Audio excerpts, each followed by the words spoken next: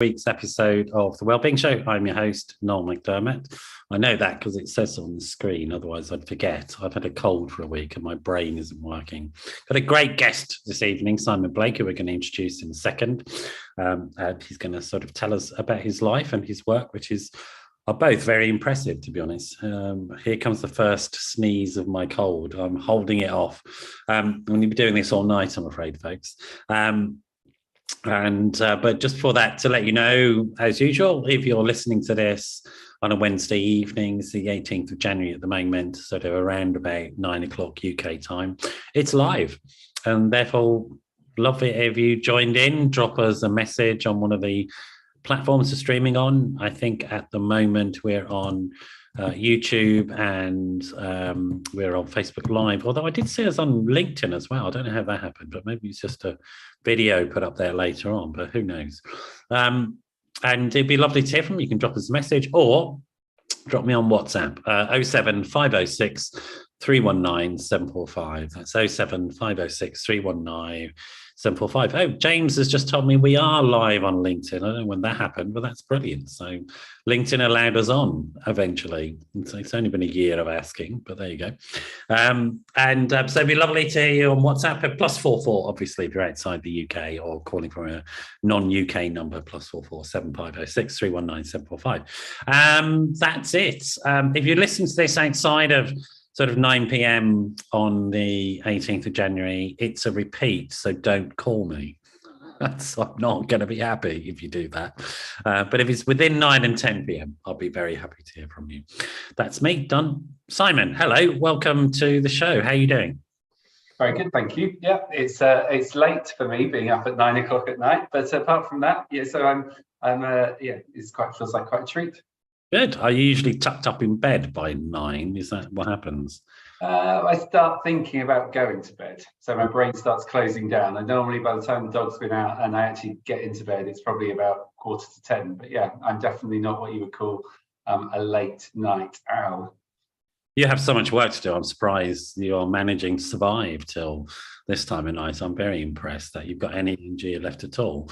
And we're going to get to hear about all your work, but you've been with your horse today as well. You had a animal day by the sounds of it. How were things with your horse? Yeah, I have had an animal day. I try to make every day an animal day, and certainly, well, every day is an animal day with the dog, but the horse, it's great. So I event and 10 weeks, 8 weeks, 9 weeks even to the first event. So just getting back in the saddle after a couple of months sort of being very low key. First competition on Saturday, bit of dressage and show jumping to practice. Right. And eventing is a race with... Yeah, cross country, show jumping and dressage. Either do it over 1 day, 2 days is sort of sometimes or 3 days. And it's slightly different depending on how you do it. So yeah, cross-country show jumping. Of the horse world. Exactly. Things. Oh, good for you. That's very impressive. How long have you been doing that for? I've ridden it always. Well, the first time I got on a horse was when I was about 5, and then I grew up in Cornwall, and so there was a man called Mr. Smead who let me have one of his ponies on. Yeah, as my own in return for helping with the other horses and helping with his wife, so who needed caring. So I used to sit and talk to her while he'd be doing various things, and then sometimes I'd go off and do some stuff on the farm and got a little pony. In a Tolkien novel with me, did you live in a sort of underground, hollowed out house by any chance?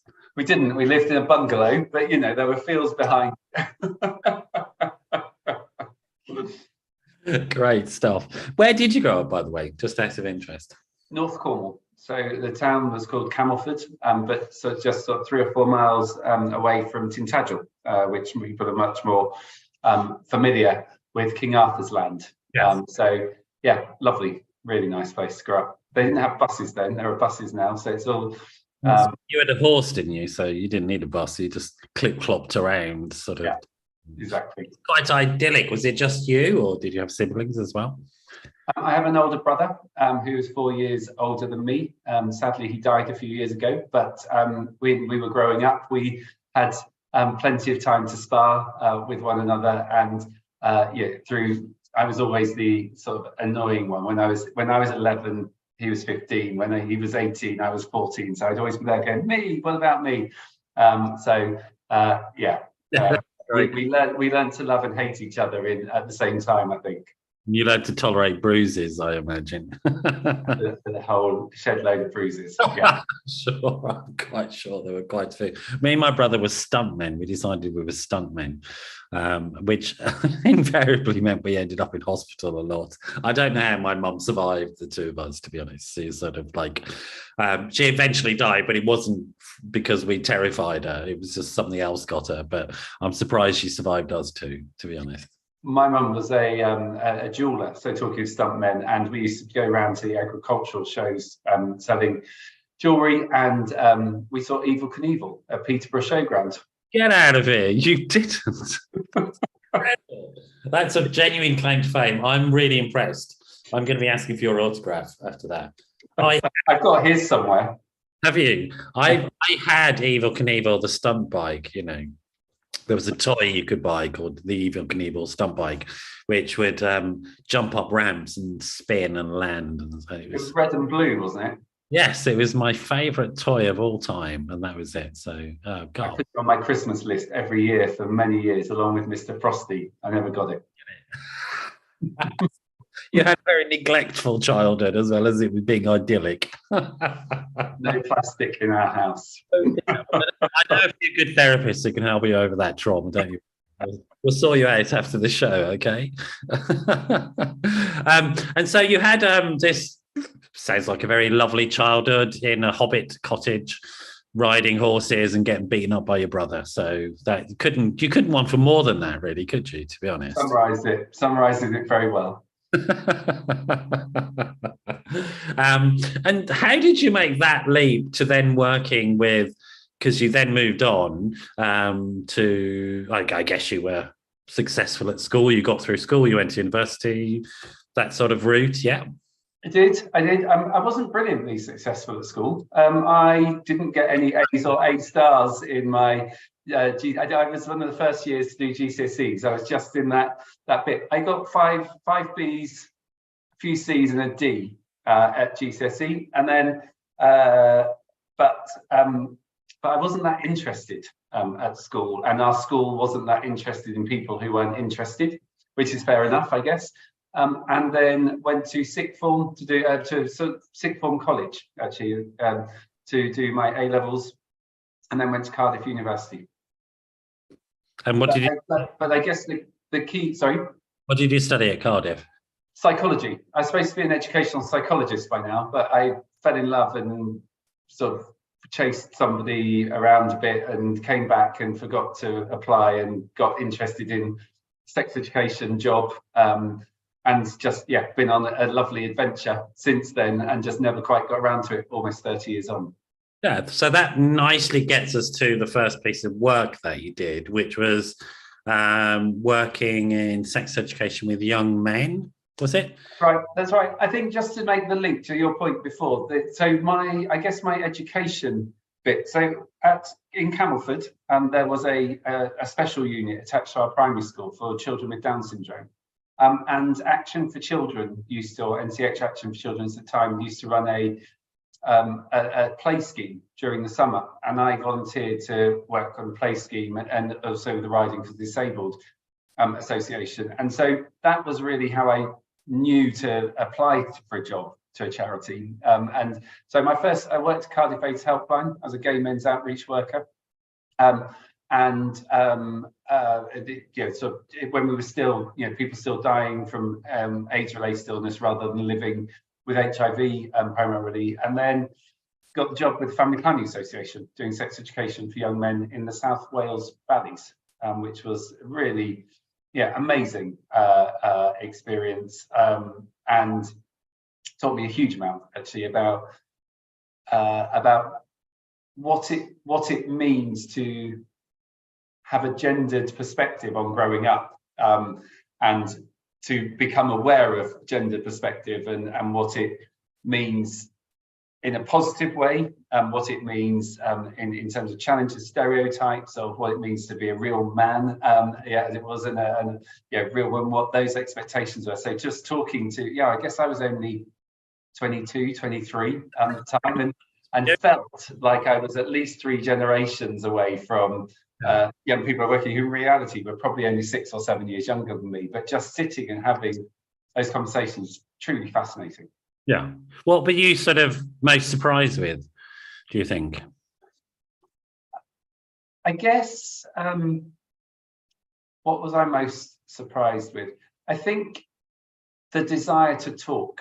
There's this constant perception that boys don't want to talk about things, but you obviously have to fight. We bully them up and rough them up to not talk, to not feel, to not want to do things, and then find that actually then they get blamed for some of the behaviours that they learn from people around them, but actually finding ways to have good quality conversations, to talk about what it means to be a boy, where you get your support and help from, what it means to ask for help, what it means to be emotional in relationships, or to understand your emotions. We're all emotional, but to understand them and be emotionally intelligent. So it was quite something. It was a real privilege as first job, certainly, well, as any job, but it definitely is a first job. It set the bar high. I think it's interesting because I'm a bit older than you, and certainly a lot older than those kids. But one of the things that surprises me, and James, as you heard, my technician who's hiding in the background, always takes a mick out of the fact that I'm sort of over the hill, almost dead in his eyes, really, and surprised that I'm still going. Every week he's like, "Oh, you're still alive, good Lord," because he's only 12 or something. I don't know, sort of. But we were having a chat just before about some of those issues around gender and gender identity, and what I find fascinating at the moment is when I talk to young people, they are so much more clued up on these issues than I ever was at that age. It's phenomenal. I mean, I'm absolutely blown away by them, I have to say. That I don't know if you were getting a similar experience. I mean, it sounds like a bit you were, like, because there is a stereotype of boys and men don't want to talk. I think it's full of shit, that stereotype. It's never been my experience. It's never held out true in my experience. I think there are contexts in which men and boys don't want to talk because they clearly get the signal. You're not going to be taken seriously. We're not going to listen to you. It's not important. Da, da, da. And they pick up on that and they shut up and go away. And fair enough. Yeah. But actually, my experience is men and boys will talk forever if you in a facilitating environment. But it sounds like the young men you were working with were surprising you with their sort of openness and their intelligence. And I don't know. I mean, so this was what 1996 now. So it wasn't. I guess it was so far away from my own experience. Right. That at that time, it definitely was, a really, a brilliant surprise.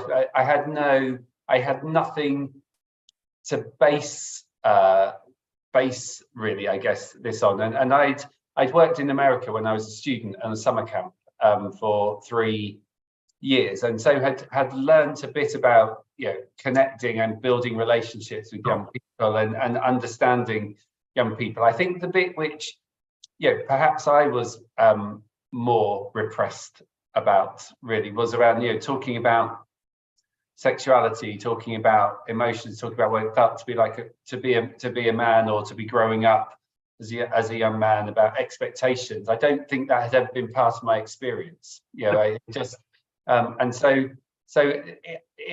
I think it was that widening of experience that was happening. So it was as much about a learning experience for me as it was for them, which of course is how every good ideal relationship that should be. You want it to be like that. You want to be humble enough to learn from the people that you're supposed to be educating. And so, it sounds like it was an ideal match and that you sort of really enjoyed it. And I guess all those projects were sparked by the sort of HIV stuff, and particularly trying to outreach to men and young boys around that, because at that point HIV was being labelled in a specific way, and men were more at risk. It was deemed. The sex education project I was running was actually funded from teenage pregnancy monies. So it was prior to the teenage pregnancy strategy in England being done, but Merthyr Tydfil had one of the highest rates of teenage pregnancy in Europe. And of course, Wales got quite a lot of money from the EU at that time in the Valley. So I can't remember whether it was European money or whether it was health promotion money, but it was very much, I'd worked at Cardiff AIDS Helpline, which was obviously from HIV money, and that was at the time national ring fence money. But this was teenage pregnancy money, so it was across the piece, really. Okay, great. It sounds very exciting and much needed work. One hopes it's still going on. So there's definitely some of it going on. I mean, we had an amazing. So I worked in sexual health then really until 2015 in various ways, shapes, and guises, and part of that was the teenage pregnancy strategy in England, which there were similar strategies in Wales and Scotland, and Northern Ireland, and indeed in Jersey, and chlamydia screening programme, and then all of the work that was done around personal social health education, of which there became much more understanding about actually what's in this for boys and young men. If we're only talking about the biology of contraception and reproduction, isn't good enough for young women and girls, but it's certainly not going to engage boys and young men. So there is still lots more work that needs to be done, but there is sex and relationships education is probably still patchy. It's probably still too biological, probably still starts a bit too late. But I hope that we've moved on a bit in the last 30 years. I would hope so, but I also think that there's still a lot of anxiety that many parents feel. I mean, I know a lot of parents are really grateful that schools have taken on and they can avoid it and swerve it. But there's this. There is a sense in which, and I don't know if you feel this as well, but there's a sense in which these issues are being turned into political footballs more than they used to be. There was a sense for a while, I think, that we were happy to let professionals deliver strategies that had been agreed that were rational strategies to try and meet, if you like, health and public health targets and psychological health targets. But now they're being slightly hijacked by these sort of political debates, almost moral and ethical debates about should conversations be happening. I don't know if you've been experiencing that or feel that that's correct or not. I mean, certainly now some issues. I mean, it's a nonsense, isn't it? How some of the issues become these political footballs, and certainly, what we've seen around Gender Recognition Act in Scotland and various others, around those sorts of things. But actually, sex education was always politicised. Family and youth concern. When I was working in sex education all the time, we'd write books about things that had been said, and it was politicized in a different sort of way. I think the bit which we underestimate is how much noise we now hear when things are being politicized. It used to be that there'd be a letter in the Times. Yes. It's now that you might get 5,000 tweets on something. So I think if you are engaged with and thinking about something, then you can really see it. It's very close to your face now and feel it because of Twitter and LinkedIn and Facebook and Instagram. You've got all sorts of ways that people have got, which is great in some ways because it means that you can get social movements and you get connection and you get people providing peer support. On the other hand, it means that things lose nuance. It becomes very black and white.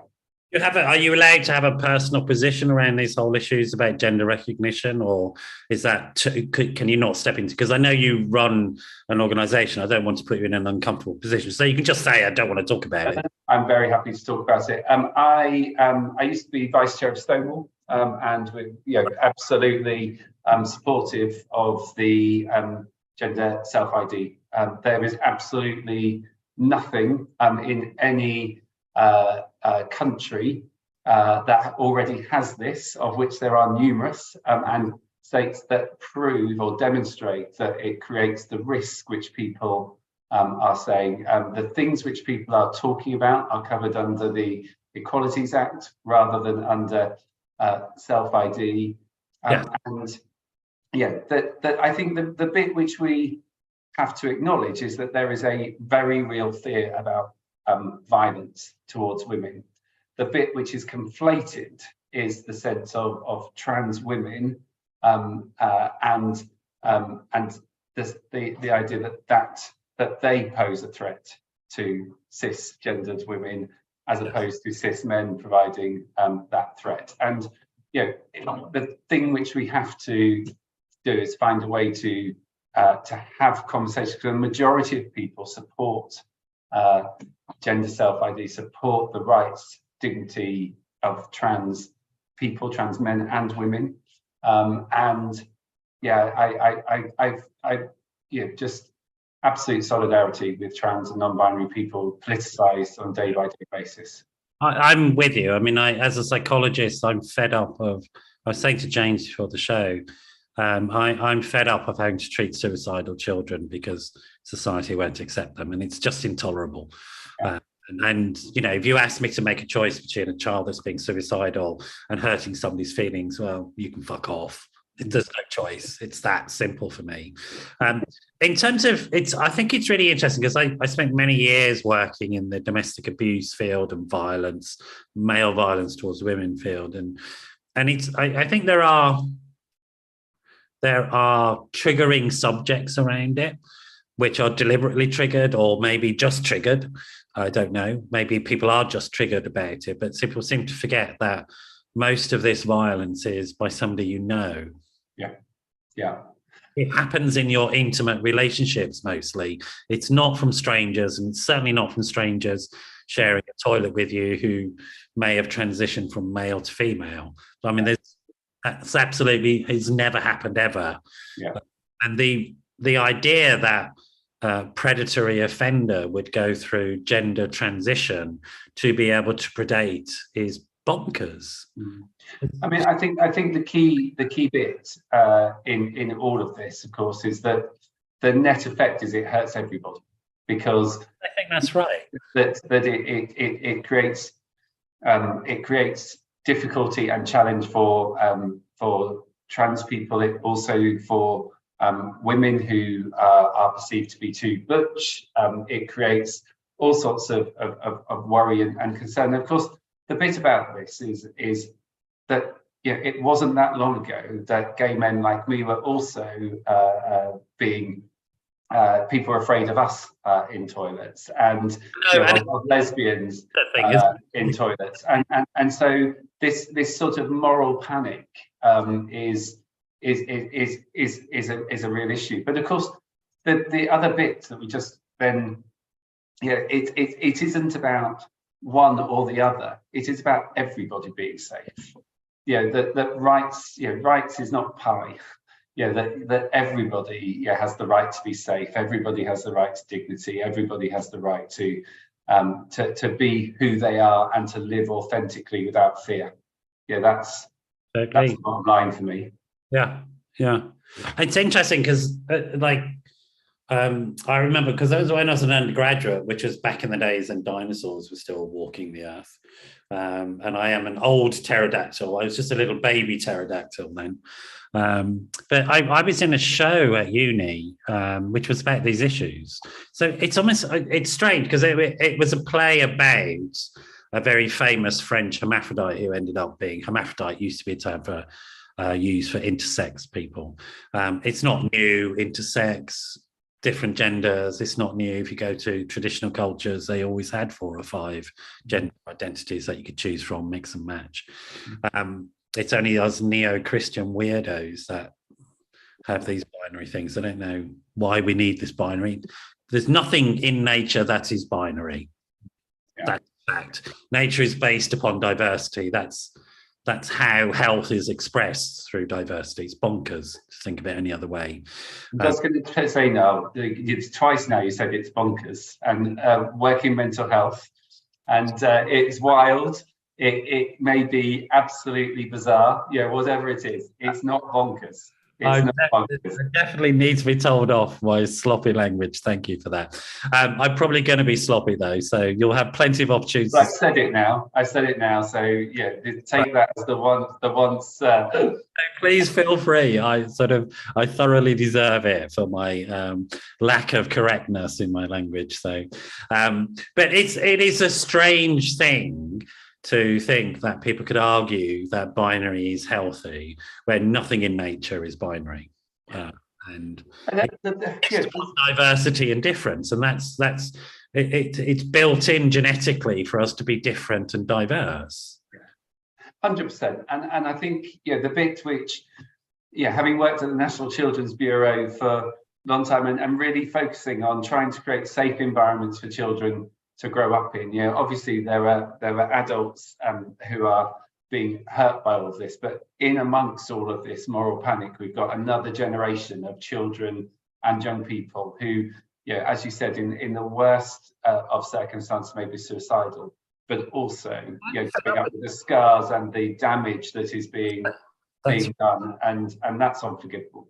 I'm fed up with listening to this nonsense. We have to be child-centric about this and think about these children. And we have to be focused on our most vulnerable always, to be a humane, decent society, as a society that thinks about its most vulnerable first. That's it. Yeah. Anything else is unconscionable. It's just wrong. There's no debate about it. Yeah. So interesting segue. Let's come back to your story, and thank you for sort of sharing your views. I mean, it's really important, I think, that that people are given platforms in which to say what we are saying, because there's so much of these culture wars stuff that's going on, and very powerful platforms are given to people who have very negative views and ill-informed views and anti-human views, to be honest. And of course, remember, all of this is the idea even of a culture war is a construct in order to get us talking about things. Nothing to see here. Let's talk about that. But that takes us into a whole different realm of conversation. We will maybe touch upon. But so you work with these young guys in Wales and then in England. Then you're moving on to, I think you moved on to Brooke at some point, Brooke Advisory. But before that, I ran the Sex Education Forum. Sex Education Forum was based at the National Children's Bureau. Set up in 1989 when there was another moral panic, this time about sex education and in the context of HIV. Under Conservative government, there was new sex education guidance published, which was about teaching people about HIV and about safer sex protecting. So there's a whole range. The papers that were just going wild. And in amongst that, Anne Wayman, who was working at the National Children's Bureau, time went on to run Family Planning Association, brought together a group of people from churches, Brooke, Terence Higgins Trust and others to try to build consensus about sex education. And that the forum still exists now. It's an independent charity now, but continuing to build consensus. So I had absolute joy of that. And within that, we had new guidance, a new curriculum. The age of consent was equalised. Section 28 was repealed. Teenage pregnancy strategy was published. Sexual health and HIV strategy was published. Quality Protects, which is for children in care. There was a really exciting sort of focus when you think about vulnerable children. The Social Exclusion Unit was set up in 1998.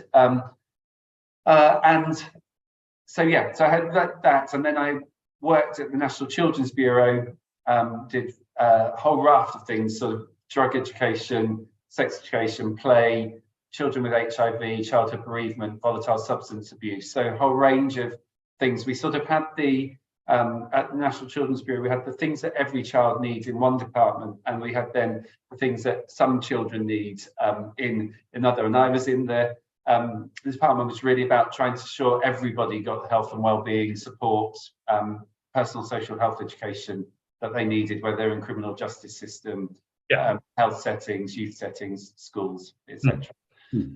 So, and then I went on to Brook, Okay. a young people's sexual health charity, 16 years or so ago now, I guess 2006. And you sort of transformed Brook, didn't you? Because it went from being like separate organisations. Didn't you campaign for it to be recognised by the Care Quality Commission? Yeah, so we were yes, so yes to both of those things. The first, the Care Quality Commission, there are a range of voluntary sector health providers who wanted to be regulated, because one of the things which anybody who works in the voluntary community sector and engages with statutory services will know is that you're often not taken as seriously because you're voluntary sector, which means you're charity, which means that you're not qualified nurses and all those things, which of course is nonsense. Yeah, that if you run clinical services, you have people with the same qualifications. So that regulation was a really important part of that.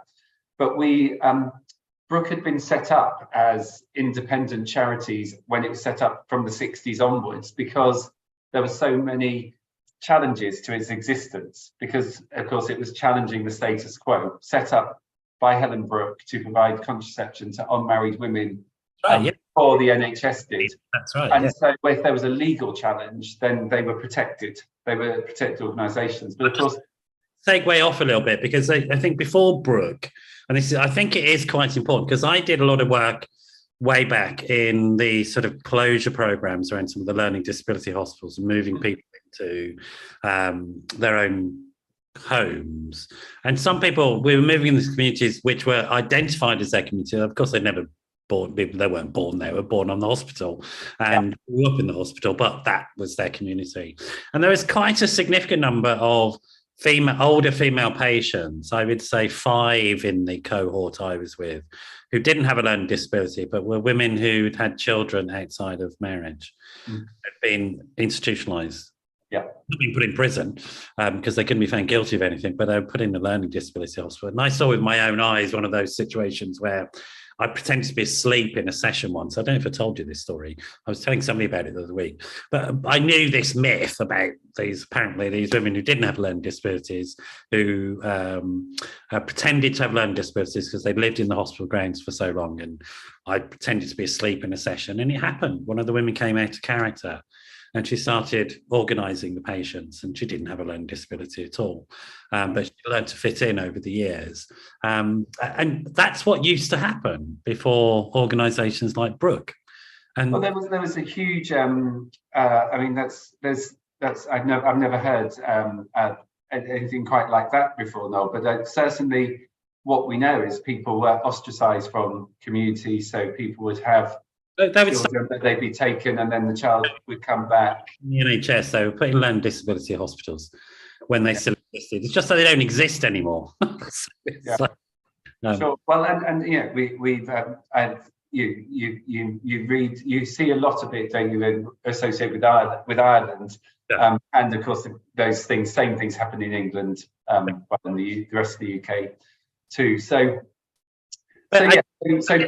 we then became one single organisation, I guess, during my time at Brook. Is that there's a really important role for the voluntary and charitable sector for pushing the boundaries of services, and necessarily so.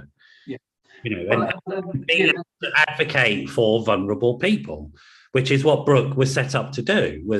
It was there to advocate for sexual health needs of a vulnerable cohort of people that otherwise were stigmatized, ostracized, inappropriately institutionalized, imprisoned, etc. And I think those sorts of stories are very important to remember in current debates. Yeah, 100% agree with you. And I mean, Brook is an amazing organization. Is doing amazing work, some brilliant work with young men, brilliant work with people with learning and physical disabilities, brilliant work with people that are disengaged from other services, and continues to do that sort of work. And I think what's so important in all of this is it just reminds us that none of us can do everything. There are certain things that the NHS can do incredibly well. There are certain things that psychologists can do very well. There's certain things mental health first aiders can do very well. There's certain things that charities and community centres, and somehow we've got to make the best of all of those to really make a difference. And what Brook and lots of other charities and social enterprises do that is stay very close and are able to work in partnership with communities. That's the value added, isn't it? That, okay, it could be argued that some of the voluntary sector organisations are not as professional, whatever that means. I don't know what that means, but they don't have a nice office, or they're not wearing a nice uniform, or whatever it is, I don't know. But actually are closer to the groups of people that you want them to be closer to, and can represent and advocate, but also get services to people that otherwise wouldn't get services. And that's one of the crucial things, I think, that these organisations can do. 100%. And I think the key bits is interesting. Charity is not amateur. Whether people believe that having a lanyard, having a uniform makes you professional, that's another conversation. But I would just be really clear: charity doesn't mean amateur. It means really skilled at a whole range of things. Quite frankly, what we were doing in some of these hospital closure programs was trying to get rid of the professionalism, because it was destructive. Yeah. It was a way of somebody avoiding actual genuine relationships with people that needed genuine relationships, because you can be very skilled in what you do, but you don't need to be cold and horrible to people and objectify them and turn them into things that you're treating. Do you know what I mean? That's not. It's interesting, isn't it, about what does professional conjure up in your mind? Because to me, as somebody who's incredibly skilled at building a relationship is equally as professional as somebody who is wearing uniform and working on a ward or wherever they are. They just have different skills. They're not. There isn't a hierarchy. And I'm one of those people. I tend to generate debate and take sort of extreme positions, as you've already noticed. And you're very skillfully saying somewhere in the middle. That's why you're the CEO and I'm not. All right. So well done, you, Simon. But we used to have a laugh, actually, in some of these programs about, because a directive came down saying you're not allowed to wear the hospital uniforms anymore. You have to wear your ordinary clothes. And I can tell you that caused almost a riot when that happened. But it was always we always had a joke about those people that had the uniform starched into their soul, as it didn't matter what you put them in, you knew they were in uniform because of the way they were. And it was like, they were scary people, didn't want to mess with them at all. But it is, and it's an interesting thing. It's also, for me, it's really important question, like in terms of psychological therapies, for example. How do you form useful, warm human relationships with somebody, which is what we need to do to activate frontal lobe growth, but also maintain a capacity to deliver the evidence-based work that you need to deliver. And there is a negotiation that has to happen, I think, because otherwise I think the quality of the work drops off. Either way, if you go too far into pally or too far into cold and distance, there's somewhere in between, I think, that we're always trying to struggle to find. Which is the same as real life, isn't it? That relationships are we're all trying to find that perfect boundaried middle ground in which we can hold our own, we can help people grow, we can develop with space for both of you if you're in a relationship. So 100, I 100% agree with that sort of bit. But we know that people heal and grow and develop in and through boundaried relationships. I would say only really through relationship, because it's our social nature that is where we are safest, and where we are safe is where we are healthy, is my experience tells me that. And that in many ways with my patients, I'm trying to get them to safe places because they're in very unsafe places. Yeah. That, I think, links to an earlier point you made about if and you didn't say it in this way, but it's sort of like this, that if one person or group are excluded and are attacked, then we all are.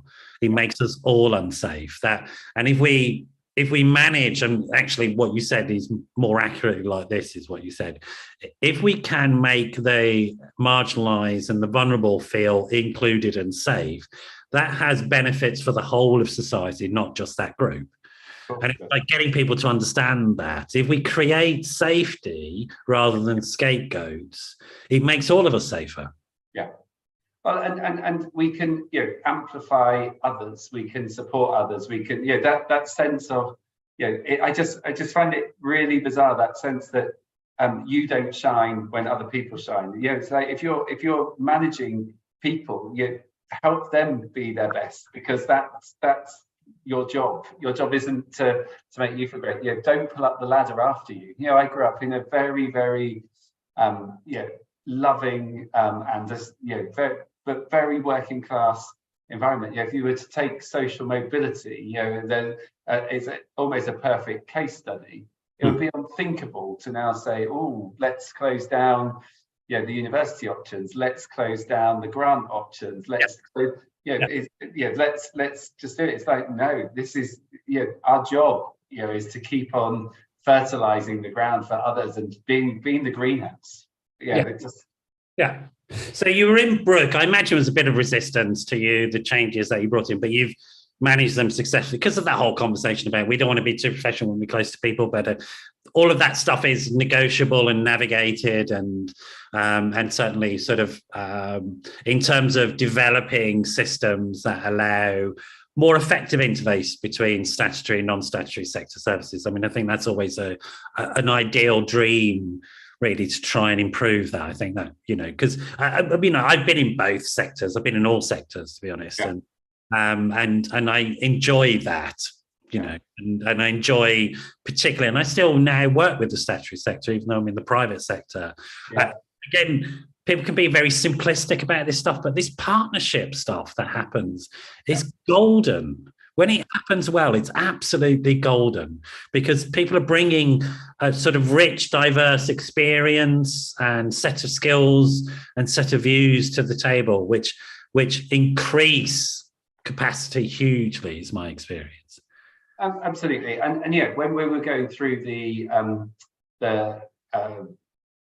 merging process, I couldn't remember what the word merging was then. When we were going through the merging process, people were saying, well, what if we're wrong? And I was like, we will only know if things go wrong. We will never be able to prove that if we were not merged, that they would have gone right. The next lot of people will have to do with this, what they see right and true. And you see that brilliant work is going on, but it is we're always context dependent on this, but it was definitely the right thing at that moment in time, and I'd like to think provided a foundation for which things can build and develop even further, be even more brilliant. And whoever takes it on then can decide it's the right thing or they're going in a new direction.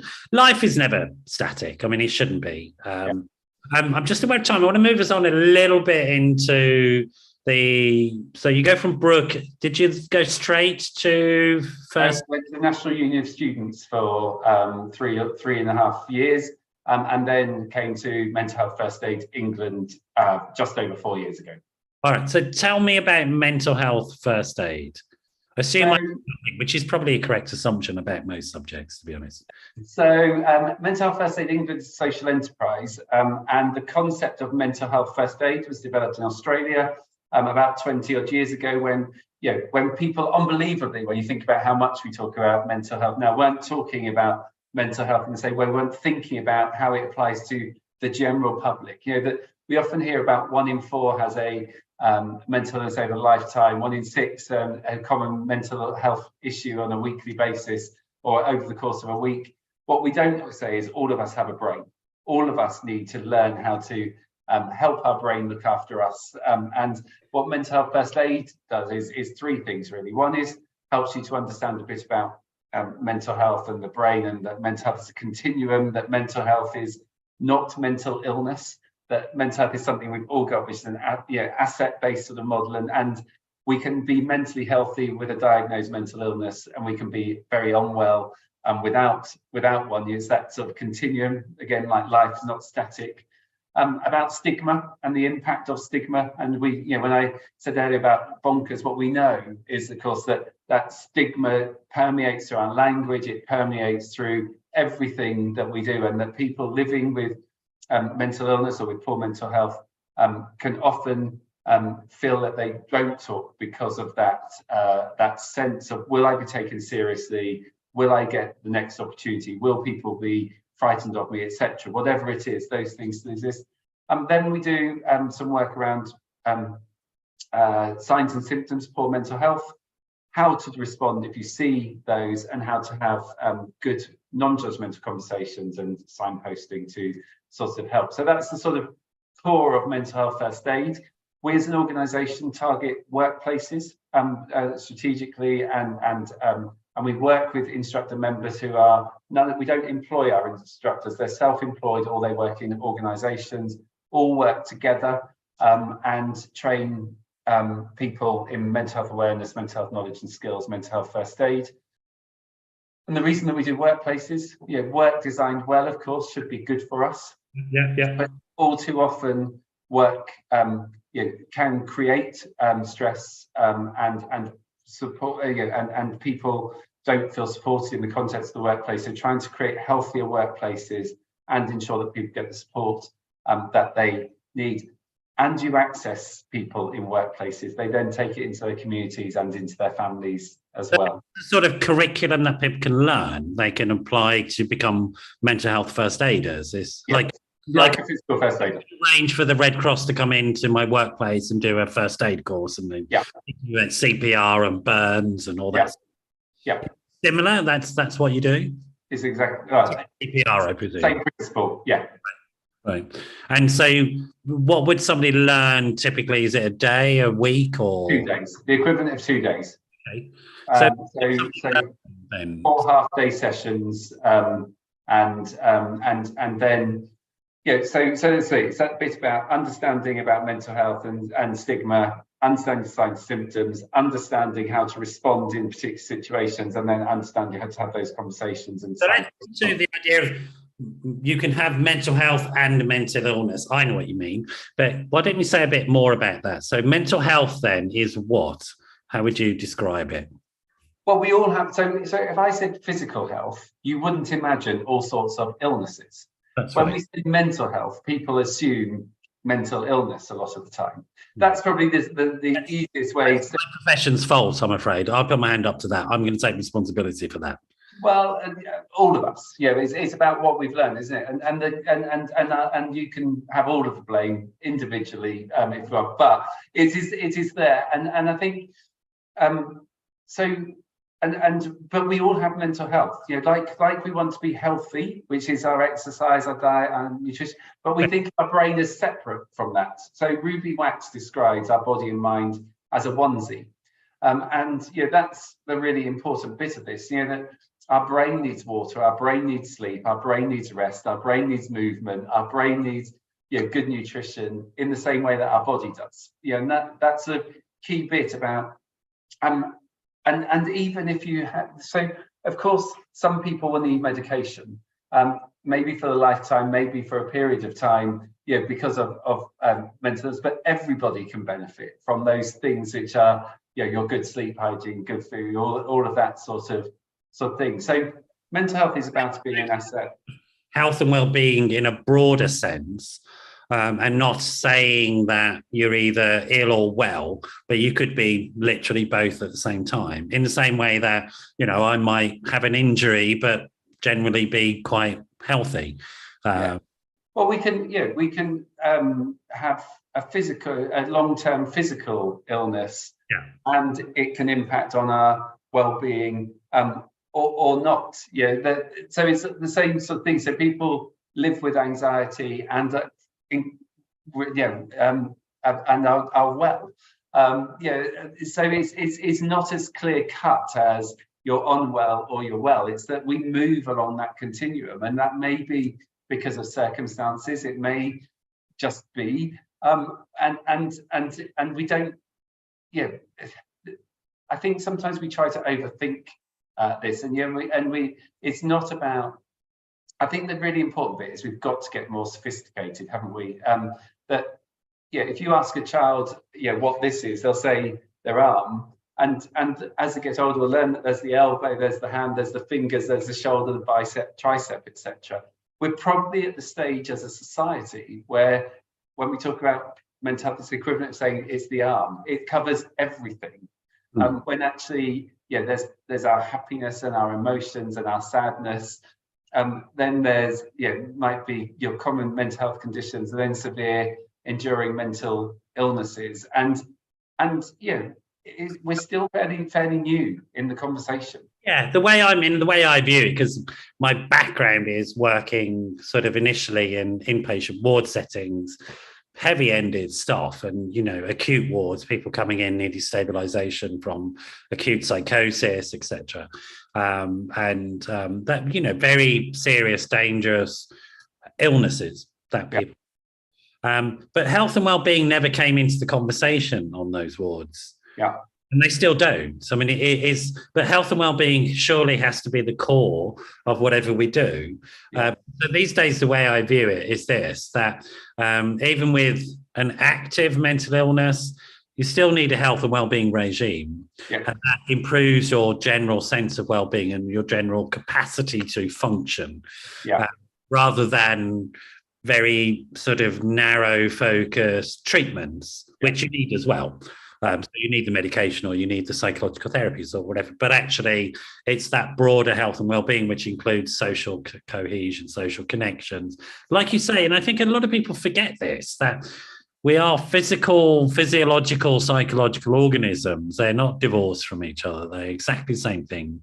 Your thoughts and feelings are physical. They're biochemical reactions. They're not sort of outside of your body. They're inside your body. They happen. And we need to nurture that. And I think, what I've learned, so I arrived obviously at MHFA England without any, what I'd learned by the time I arrived at MHFA England is that our relationships, our choices, whether we use volatile substances, whether the way that we engage with school, whatever it is all related to emotional health and well-being and mental health, whatever language you want to use. But when I've learned from MHFA England my brain has always actually given me signals about what I'm feeling, thinking, when I need help. I've just not noticed them. So what I learned is, how do I tune into that? And I'm very lucky in that I can, if I start to feel overwhelmed, I know what I need to do in order to do that. If I start to feel anxious, it's probably more about physical things that have happened than things. So I haven't slept enough, I might have drunk too much alcohol, I'm knackered myself out from burning the candle at both ends and not getting decent sleep. My mum's answer to everything was sleep. And I think what I'm learning as girls is that probably she might have been right, even though it's really irritating. The answer. I think sleep and water are the answer to most things. When it comes but it's, I think, water, sleep, and something to eat is always the thing. But I think the key bit in all of this is for us to tune in and to understand enough about the brain and the neuropsychology behind things in order to make decisions and choices which will help us. Turning our phones off. If we're working at home, I will always put my computer away at the end of the day, so it's not the last thing I see before I go to bed, so that it doesn't automatically connect me to the thing which I'm worried about from today, or the thing I might be worried about tomorrow, or even not worried, just takes you into a brain to a workspace when you might have been relaxing, etc. So there is, what I would hope is that over the next 5, 10, 20, probably even 30 years, I'll probably be smoking a pipe somewhere, by the time we even get to the start line on some of this, is that we all understand enough to take actions which mean that we give our brain the best chance it can to look after us, and when we are not well, that we get the support and help we need, whatever that is, whether it's medication, whether it's other forms of treatment, etc. And also, I mean, I have to say, throughout this sort of my clinical life, there's a lot of people who've come in for treatment who actually could have avoided needing treatment if they got some basic things right in what the choices that they were making. So I'm totally with you. I'm not blaming people for getting ill. You get ill, you get ill, you need help, that's it. That's the way it is. But there's certainly from my own experience of being ill and well, because I've had long periods of depression and anxiety myself, and I've made conscious choices to change the way I do my life, and mostly I'm free of that stuff. That doesn't mean it couldn't happen to me again. I know I'm a high risk of relapse, whatever. It's fine. That's all built into my programming. But certainly I prefer making healthier choices, because often it involves doing much more interesting, fun things anyway, to be honest. It's and I think the key bit for us, if you think about this from an equalities and social justice sort of perspective, is choices are great when we know we've got them and have got the capability and capacity to have them, whether that's the economic freedom, whether that's the understanding, whether it's the access or whatever it is. So our job in all this feels to me is that how do we ensure that everybody has the choices and feels like they have the choices, and is able to access support and help as and when they need it as well. Yeah. I totally agree with you. I mean, I think there's a lot of stuff. I'm just aware of time, because I do want to talk about a couple of other charities and organisations that you're involved with. But I told you in our phone conversation, it's going to be one of those ones where we run through a million issues that each one of them needs an hour, if not more, to chat about. But I knew this was going to happen. It's fine. It just means I have to bring you back and drill down more into sort of some of the sort of subjects that you come up. But we'll have to leave it there, because I think there's a huge amount around so the Heads Together campaigns around mental fitness, for example, which I think are really exciting ideas. Yeah. So try and look at that metaphor of, in the same way they used to talk about physical health, and use those types of metaphors to think about preventative work and making yourself more resilient and working out your mental health, and in the same way that you might work out your body and stuff like that. I mean, I think there's some really interesting, exciting stuff that they're doing, but we don't have time. It's where can people get hold of your website and book your courses? James will put the sort of link out and all of that stuff. MHFAengland.org. So when you're getting those letters in the right way, mental health first aid. So not MFHA, it's MHFA. I shouldn't have said the wrong way around today. MHFAengland.org. James will find the correct one, don't you worry. Before we finish, just let's touch briefly upon a couple of other issues that you've been involved with, which is suicide and bereavement in general, right?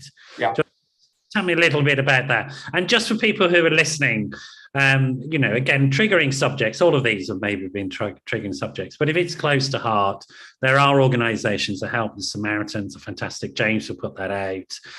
There's other organisations that will signpost you and make sure go out. And Simon may think of some and let you know. But Samaritans is a good place to start if you're feeling isolated and suicidal. I can't tell you how fantastic that organisation is to give a call to. All right. So. And I chair the Support After Suicide Partnership, which is based at the Samaritans. And so if people do want information, the Support After Suicide website is a good place to go as well. So I chair that is a partnership which is about trying to support local delivery of services around providing that specialist help and support people might need if they've experienced bereavement by suicide. Really, really important work. So obviously, bereavement and grief associated with bereavement, all sorts of different pathways through that. But those can, of course, be specific. If people have been bereaved by suicide because of everything associated with that. We had some for our suicide support on, and so people want to check that in the YouTube listings. You'll find sort of a really interesting discussion about some of the challenges that happen, right down to how services respond or don't respond to you because somebody's taken their own life, and how the police get involved and things like this. And it's quite a challenge, and there is a need for coordination, Simon, I think, to change. Well, and each local area, there are of support services. There's funding from the NHS, which is rolling out. So the last wave is rolling out this year, but not every area has them at the moment, but they will shortly. And then I also chair the Dying Matters campaign, which is based at Hospice UK. And Dying Matters, again, you can put it in, and Dying Matters campaign. It's really about trying to change the culture. It's a culture change campaign, which is about helping people to have conversations which people don't necessarily want to have or think about having, because none of us know when we're going to die. My brother died at 45. Well, by the time he died, it was expected, but in the 10 days previous to that, wasn't expected, and we hadn't had any of those conversations. And then when my mum was dying, we had a period where we knew and able to have those conversations, and so there's something, and that was really what drove me to want to get involved with Dying Matters campaign. Was the conversations don't necessarily get easier, but having the conversations becomes easier because they become really important. And there's so much about living well and dying well. Obviously, the death bit is rarely a good moment, but everything in the lead up to and afterwards can be, and very much based on how we respond, how we talk about these things. And of course, lots of people don't want to talk about death and dying and bereavement, and Dying Matters campaign is really about trying to change that. Yeah, and it's also, I think, given what we've just been through over the last few years, really, really important. And people have had some very traumatic deaths over the last few years, and still going through them. And you've alluded to it a little bit with the cost of living crisis. The excess deaths have gone up by 500,000 at the moment, and so it's really, really crucial that we are open about these conversations. I can't stress enough to people that it is not a conversation to shy away from. No, absolutely. And the UK, there was a UK Commission on Bereavement, which was just published before Christmas, which has a report about the things which need to do, and they will feed into the COVID inquiry, which looks at the deaths and what happens. Lots of people obviously died. More people died at home during that period, and what can we learn? Because the thing about this is, of course, it is also time for us to recognise that maybe this is the time for change. That there are moments and times, and if at the end of this shared experience, the only good thing, or one of the good things that comes out is a greater understanding of the importance of talking about death, then we have to take some of those positives where we can. Yeah, and also, I mean, it's I say this always in these conversations. In anthropological terms, the beginning of human culture is always measured by grave sites, with the emergence of grave sites and mourning rituals. And so it's the most fundamental bit of expression of our collective social human nature, is that we feel loss when somebody we love goes. Yeah. That's across all cultures, across all time. It's the beginning of human culture. Yeah. And it's such a fundamental human experience that we have civilized ourselves to the point where we don't talk about it is odd in the extreme, and we really need to get back to those conversations. I blame the Victorians for that one personally. Well, we had mum's funerals during lockdown, and it was just awful leaving the crematorium and not having anybody to. Part of that ritual is about telling the stories and learning and understanding and hearing and being able to laugh and heal. And it was just bizarre. So that ritual is a really, really important part of it. We cremated my dad a few months ago. Now, I'm not close to my dad. I wasn't close to him. But being part of that whole ritual and delivering a service in the crematorium in the church that other people could respond to and be part of, and they could express their connection to him, was fundamentally important, and I wouldn't have missed it for the world. Yeah. Even though personally I didn't feel very close to him at all for a whole variety of reasons. So, yeah. But nevertheless, that whole bereavement mourning thing was really important. I can't imagine how horrific that was, to be honest.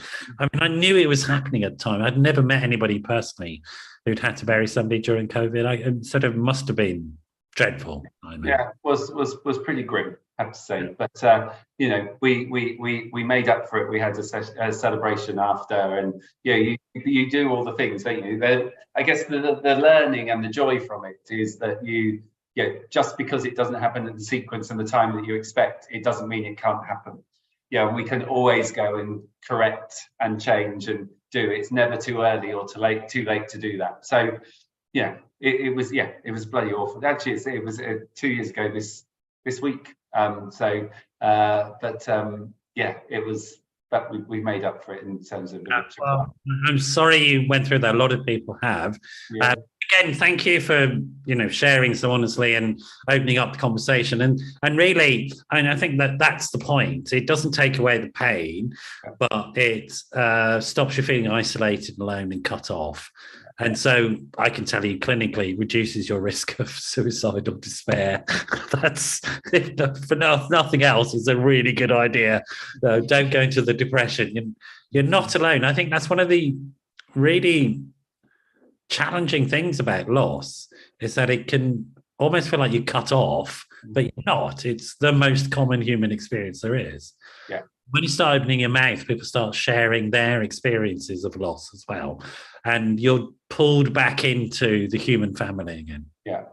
We actually, so Julie Bentley, who's the chief executive of the Samaritans, and I did a book of curated a book of short of stories of people who'd experienced the death of a sibling because of that reason, that everybody that we spoke to that had experienced the death of a sibling had found it an isolating experience because there's very little talked about, or people would worry about your parents or about their children, but you as a sibling would often feel done. So experienced the loss of a sibling as an adult. It's called Sisters and Brothers, if anybody wants it.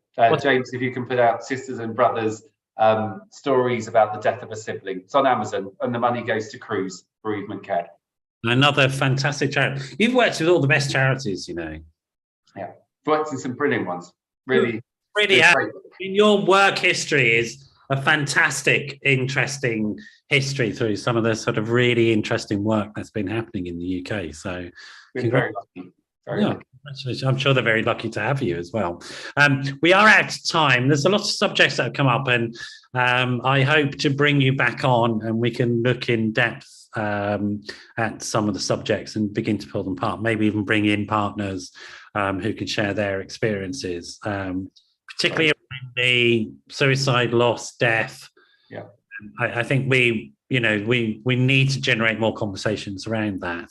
I'm also thinking there's a charity I'm on the board of called Drug Fam, which deals with death by suicide and drug overdose, and also another area that's highly stigmatized and sort of in the responses. So it may be an interesting conversation to have, bring them on as well. And I'd love to. I mean, stigma doesn't help anyone.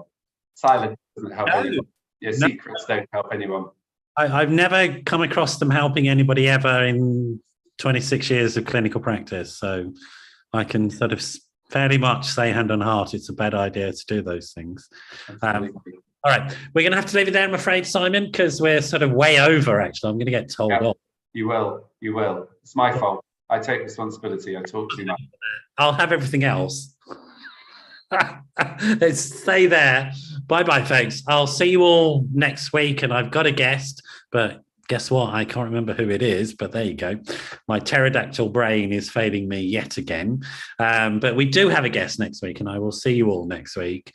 Thanks to James for being a great techie again. And thanks to you, to Simon. Stay there. I'll say goodbye to everybody, and I'll see you all next week. Thanks for having me.